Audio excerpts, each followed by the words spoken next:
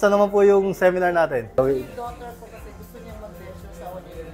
Sagot ko nga yung RDR. Hello mga ka-JD Foods, and ngayon meron tayo kinakandak na seminar dito sa office natin, dito sa Erod, Cubao. Nakikita nyo, puno naman yung warehouse natin ng mga sasakyan kasi nagdatingan yung mga clients natin galing pa sa Laguna, galing pa sa Cavite, yung iba galing pa sa Ilocos area. So ngayon, tingnan natin yung seminar natin.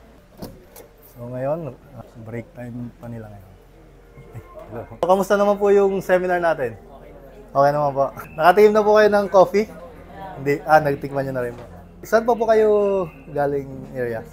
QC lang. Saan po sa QC? Evergotesco. May ano po, restaurant? Yung daughter ko kasi gusto niyang mag-lecture sa Olive. Kasi kailangan natin ng powder. May panggagamit. Kaya mag-create, no? Actually, yung mga restaurant po, dati yung mga chef nila yung nagluluto. Kaya lang, pag uma-absent yung chef, wala silang maibenta. Sagot ko nga yung RDR. Ay! Anytime. Saan niyo po kami nalaman regarding po sa JD Foods? Kung kayo, naghahanap din kayo ng negosyo sa restaurant industry or kung gusto nyo magtayo ng cafe, we have mga supplies na pwede nyo gamitin. And we also do rentals ng mga espresso machines and kung ano pa yung mga kailangan nyo na equipment para sa business nyo. Tingnan natin yung mga products na meron tayo. So ito yung warehouse natin para sa ating mga coffee.